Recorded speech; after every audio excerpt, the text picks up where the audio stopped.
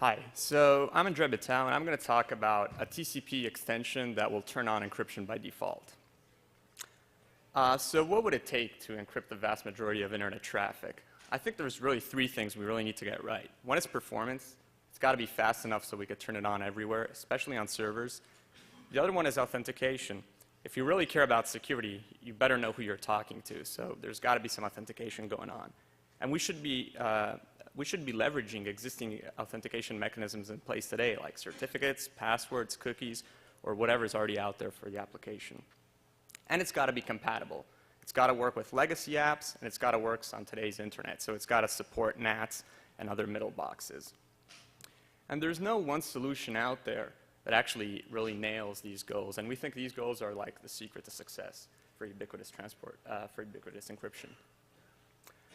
So what does performance look like today? Well, depending on the case, in fact, the worst case, it could look pretty bad. So this is a graph showing a web server serving static content, and on the y-axis we got the requests per second that are being served.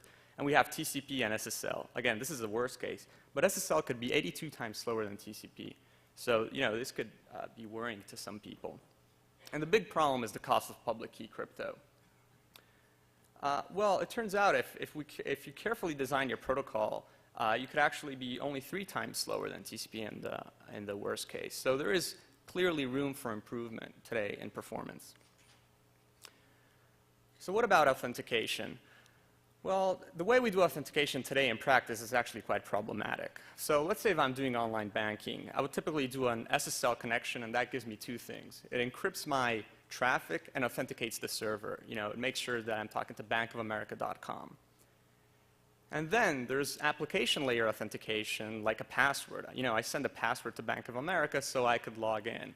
And this application layer authentication is completely divorced from the transport layer or any authentication that happened below. In fact, the application is relying on the transport protocol to get it right. So in fact, if the SSL authentication fails for whatever reason, maybe the user mistyped the URL of Bank of America and ended up on some phishing website on a typo domain, that client authentication is actually going to harm you because you're probably going to just give out your password to the attacker. And this is not the only case where we got authentication wrong. There's a bunch of other cases where we could do better today. So imagine I'm just browsing on CNN.com and I have I share no password with CNN. It's just like anonymous web browsing, and CNN doesn't have a certificate. Well, today you would get no security because you would just be using standard plain text TCP. So an eavesdropper could just read your traffic. Well, it turns out that you could stop passive eavesdropping if you just do an RSA key exchange and then encrypt your traffic and hope that there's no man in the middle. So there is room for improvement even in this case. It's not perfect, but we could do better than what we're doing today. The other case is if the server has a certificate. And in that case, like if I type in my credit card on Amazon.com, in that case, we get server authentication, and we're already doing that today. Another popular scenario is when I share a secret with a website, like a cookie, for example, but I'm not using SSL. So, for example, when I go onto Facebook, I send my cookie in clear text, and that logs me into Facebook. Well, in practice, that doesn't buy you much security because somebody could be eavesdropping that cookie and logging in as me and messing up my Facebook page. But it turns out that with a pre-shared key secret, you could get mutual authentication and encrypt your traffic. But we're not doing that. And finally, the example that I showed on the previous slide is when you use a combination of certificates and shared secrets, like a password. But as I've shown in the earlier slide, the way we're doing it today is that both authentication mechanisms have to succeed to get mutual auth. So the certificate has to work out, and then your password has to work out. Well, it turns out that the password alone is sufficient to get mutual authentication if you do something like password authenticated key exchange. So anyway, our goal is to go from this less than ideal security we have today to the best possible security we could get. That's what we're trying to do here. So encryption solutions today already also have problems with backwards compatibility, which was the third goal I mentioned. So there's generally two ways to do encryption: at the application layer, like SSL, and at the network layer, like IPsec. So at the application layer, it's nice because it works on all networks. You don't have any NAT issues, for example, because you're not changing the protocol stack. The problem is you have to modify applications. You have to use the OpenSSL API, and you might even have to modify the application protocol. How do I test whether the other end supports SSL or not? Do I issue a start TLS command? Will my protocol allow for these new commands? Is my protocol extensible? So it could be hard to adopt everywhere. The network layer is great because it will work with all applications. You don't have to modify any of the applications. But it could have issues with the network. It might not work with NATs. If I start encrypting the TCP header or macking it, how will NATs operate? And finally, you can't leverage user authentication at a network layer. So at a network layer, you typically have a key per host. But really, when we're authenticating, we don't want to authenticate machines. We want to authenticate users. There could be multiple users on that machine. We need a finer granularity. We need to tie authentication with a particular session. And what we really want is the best of both worlds. So we argue that the right place for encryption is actually at the transport layer. And that's our TCP crypt protocol, a TCP option to add encryption. And we're going to deliver high performance, especially on servers. We're going to allow authentications to use whatever authentication mechanism they like and already is in place. And we want it to be backwards compatible. It's going to work with all TCP applications. It's going to work with NATs. And will work with all different authentication mechanisms. So a quick overview of what TCP actually is, a bit more detail. So we're just using TCP options, so we're not like changing the core TCP header in any incompatible way. Applications will still use the standard socket API, but we've added a new get sock opt, which allows you to do authentication if you really care about security. And encryption is just applied automatically. You don't have to, enable it or something. So how do we get the performance right? I've mentioned before that public key operations are expensive.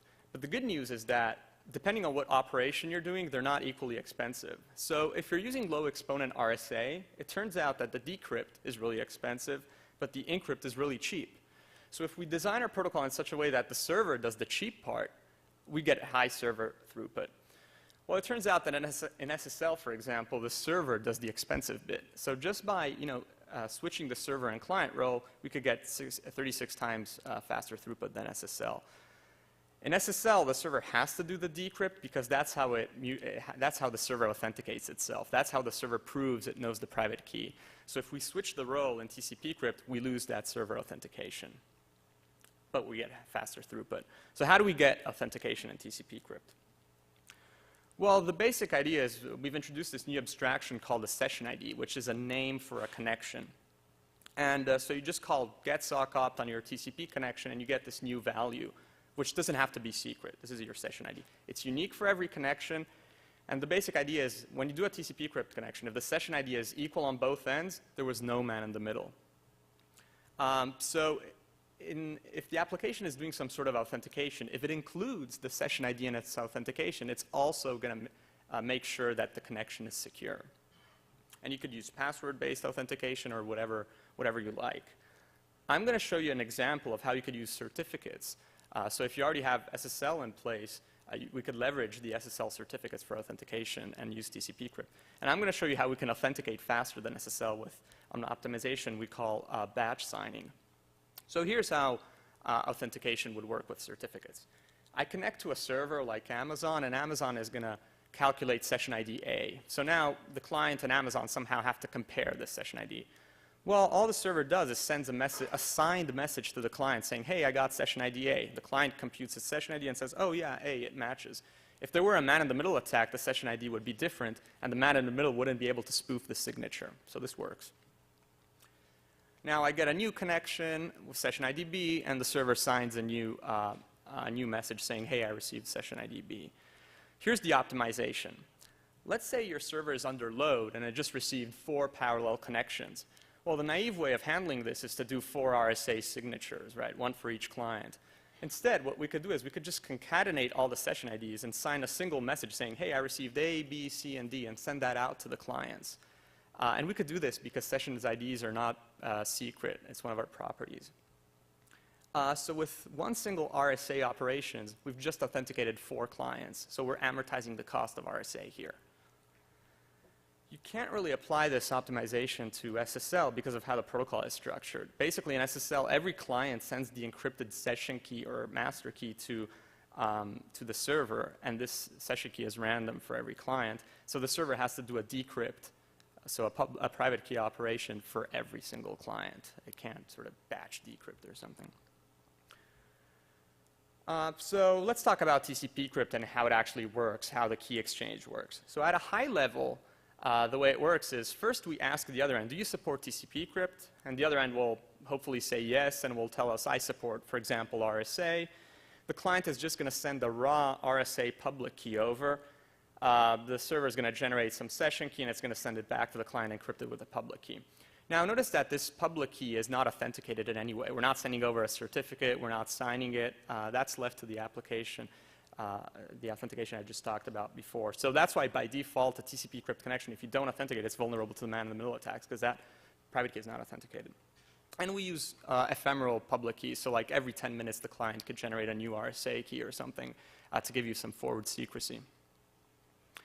Right, so how do we implement this? This is sort of a logical view into TCP in a compatible way.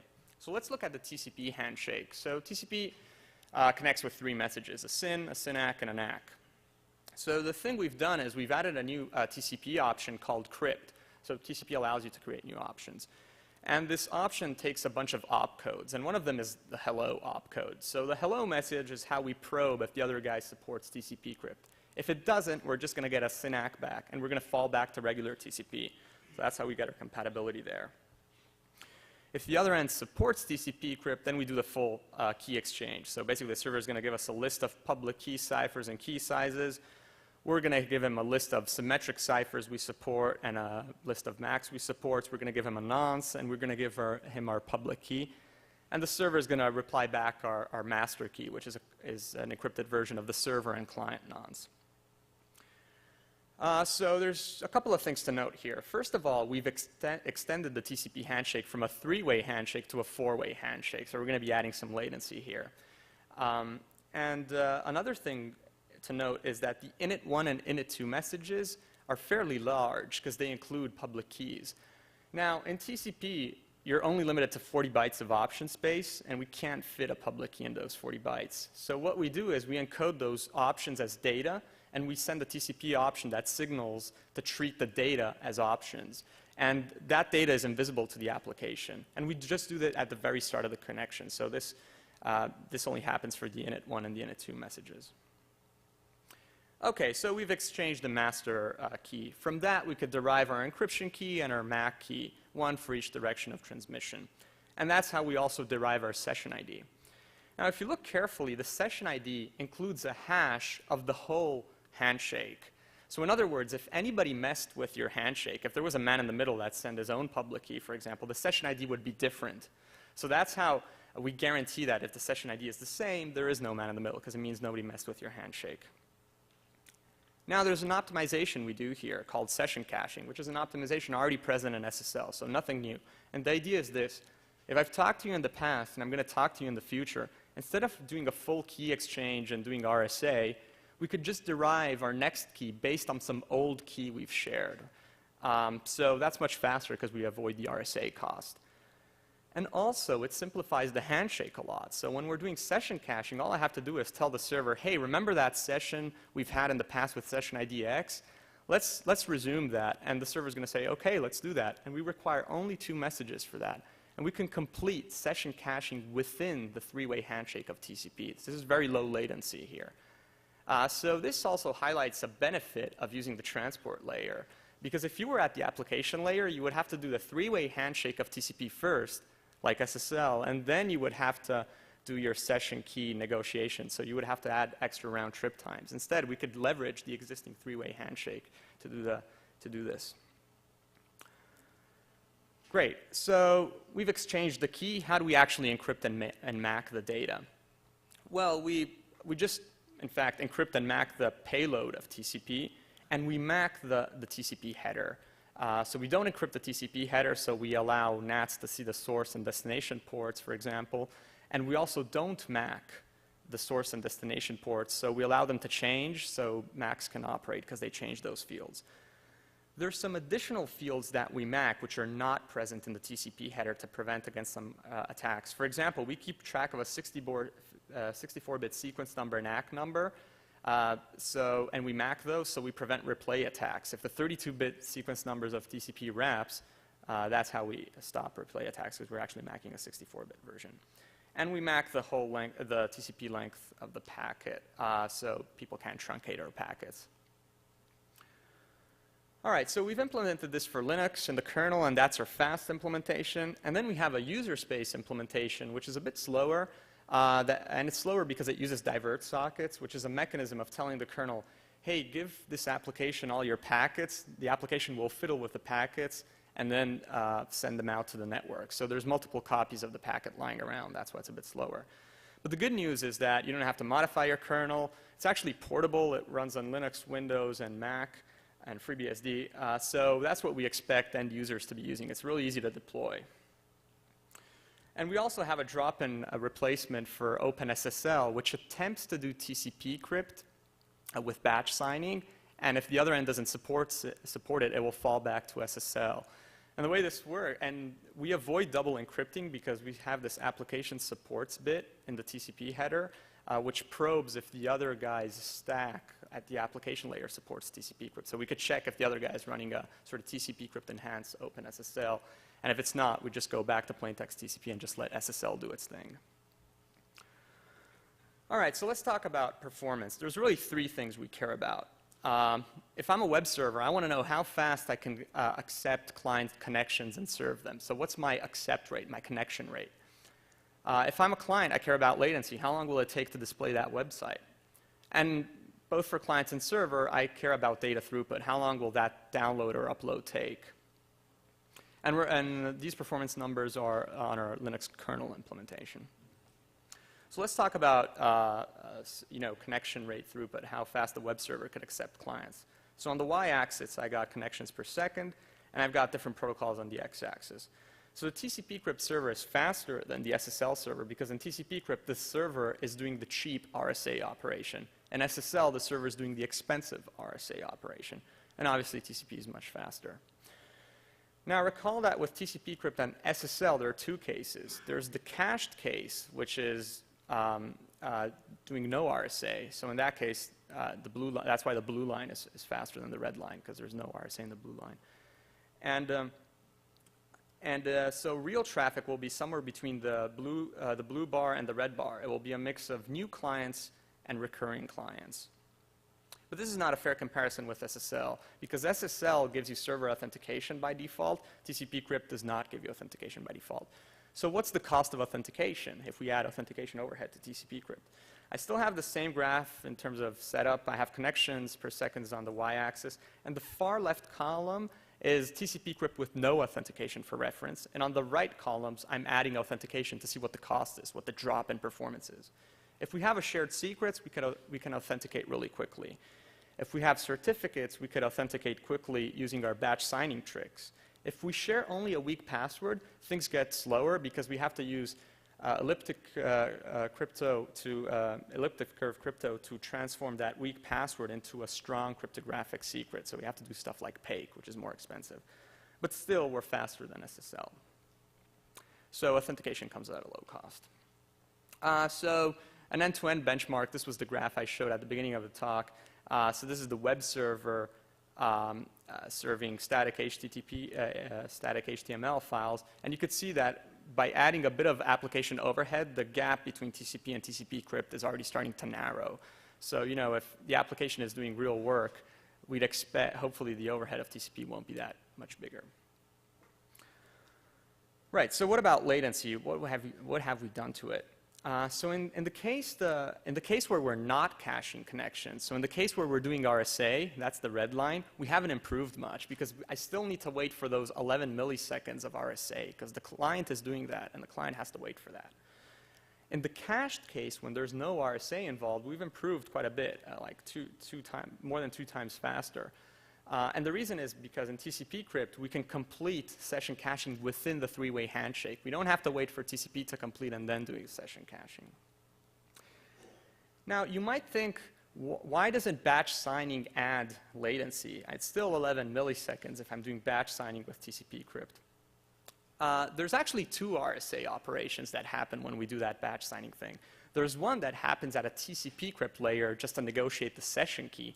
And then there's another RSA operations that happens by the server to authenticate, at the application layer to authenticate the connection. Now, we've designed a protocol in such a way that the server does one of the RSA operations and the client does the other RSA operation. So we're spreading the load, and they can happen concurrently. When the server is busy doing its batch signing, all the clients are busy decrypting their TCP crypt session ID. And hopefully, by the time they're done, the server's done batch signing, and the connection is ready to go. So what about data throughput? So if I'm transferring a file, what's my bit rate? So I got bit rate on the y-axis, and I have different protocols on the x-axis. Both TCP crypt and SSL are using AES, so there's nothing new here. That's why we're just using standard ciphers. That's why they're both the same speed. The good news, though, is that now hardware is shipping with accelerated AES instructions on the Intel chips. So with hardware accelerated AES, we could do 8.8 gigabits, and that's quite a lot. So now is sort of like the right time to turn on encryption, because finally, hardware manufacturers have built-in AES support in hardware. So that's really good for us. Right, so how does TCP crypt fit with related work? Again, there's really two categories of related work. There's network layer solutions like IPsec and application layer solutions like SSL. At the network layer, it's hard to integrate with application layer authentication, right? At the network layer, all you know about is IP addresses, so you could authenticate hosts. It's harder to authenticate applications running on those hosts. You don't have that granularity. And you have all the NAT issues.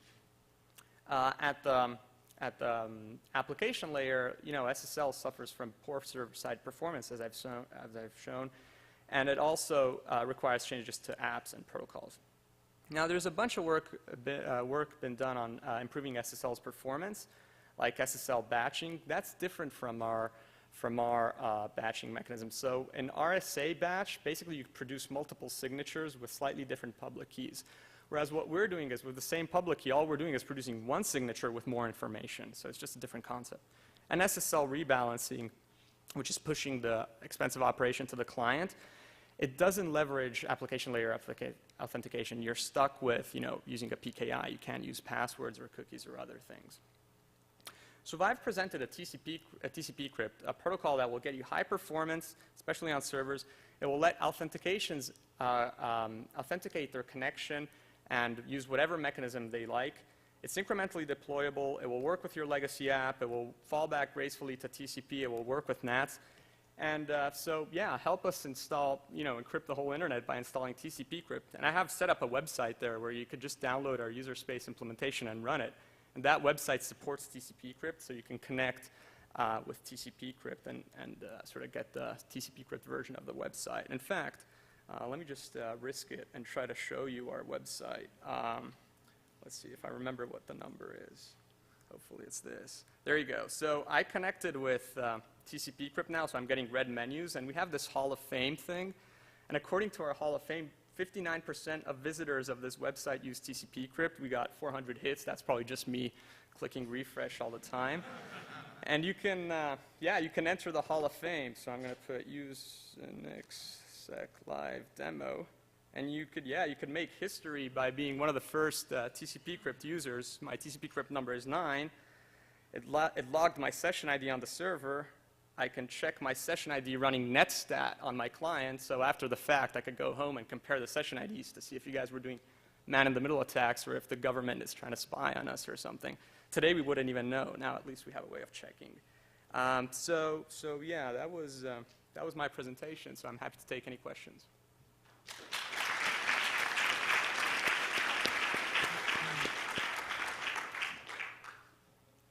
So, really great idea, really great talk. I do have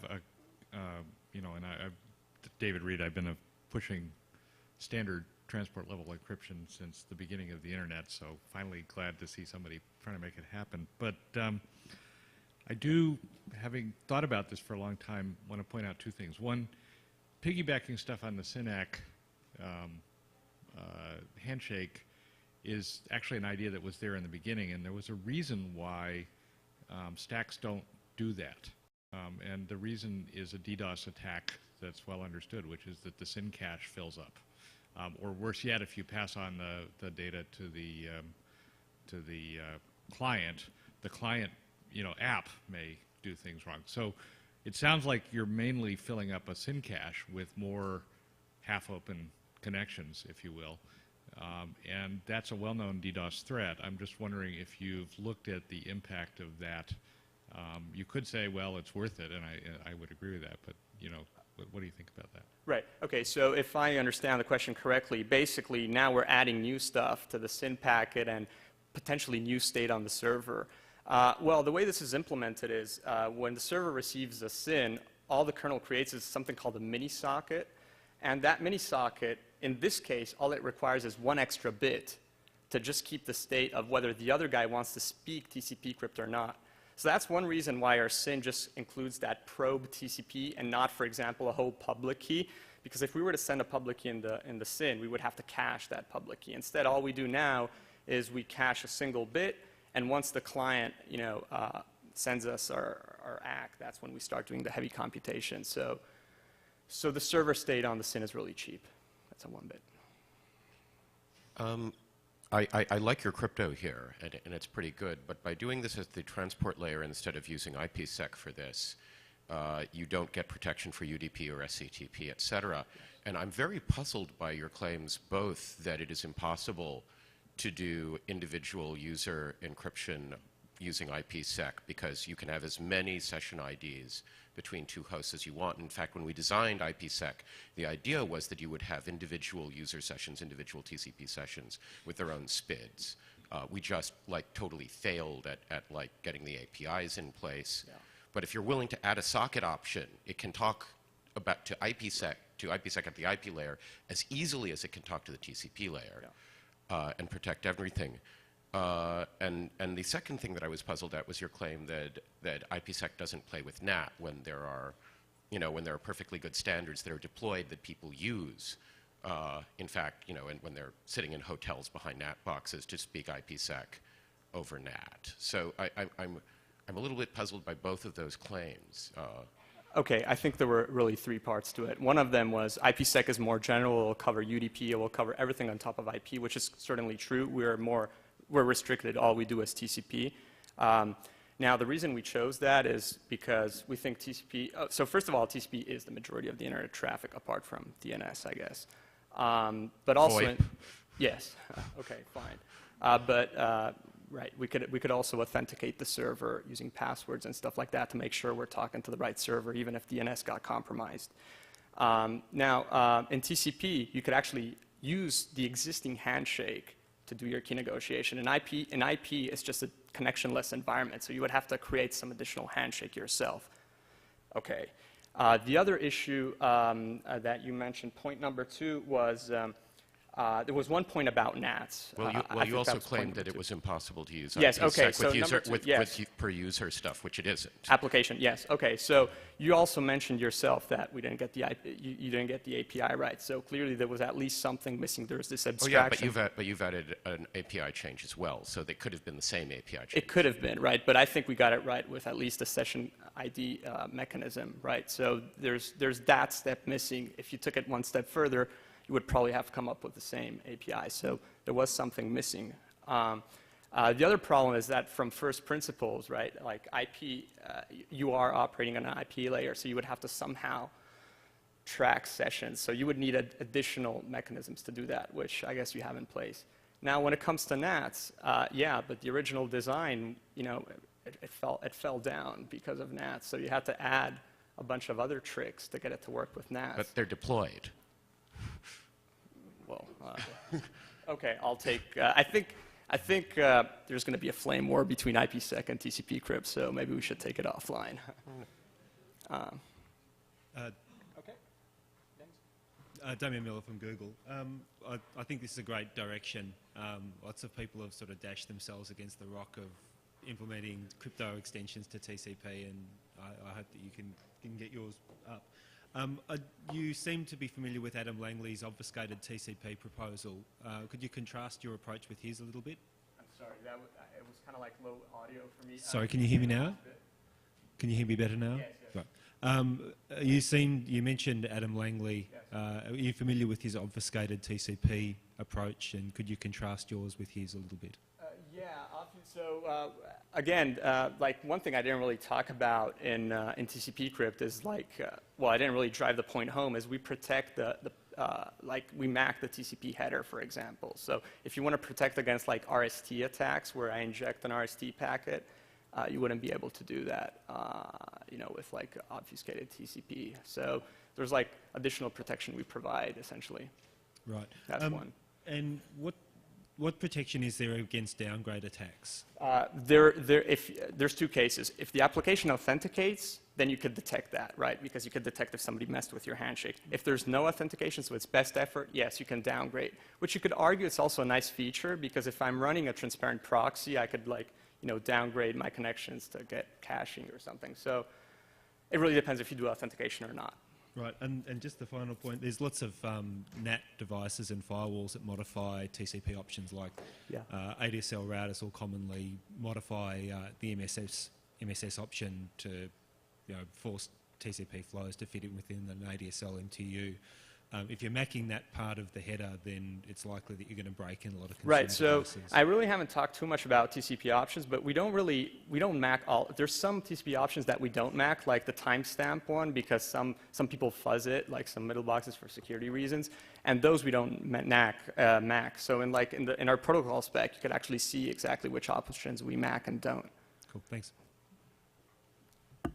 Very quickly, please. Right. Robert Watson, University of Cambridge. I was interested in the interaction with middle nodes, in particular middle nodes that resegment. The NIC is a middle node that resegments TCP in many cases because of TSO. In your paper, you said that basically TSO doesn't matter because if you have that much traffic, you're not going to be doing encryption anyway. But that seems incompatible with the argument that we're going to turn on encryption always because it's cheap and easy to do. Right. So the question is about TCP, TCP segmentation offload, LRO, and other middle nodes that will modify segmentations but not the data stream. Yeah. So in the middle box case, yeah, we're going to lose there. So in that percentage of traffic, right. So TSO doubles or triples performance. Right. So in TSO, the vision is that perhaps the NIC will be able to do TCP crypt TSO. Right. So, the other element of my question, sorry to keep going a little bit, is does your design allow stateless offload of crypt for TCP crypt? We really haven't thought about hardware integration with TSO that much to be able to answer that. I would imagine I would have to give a MAC key to the NIC and something, and it would have to. Since a lot of our performance these days comes from stateless offload, ideally not stateful offload, it's a good thing to consider. Anyway, it's really great work. Thank you very much. Okay, thanks.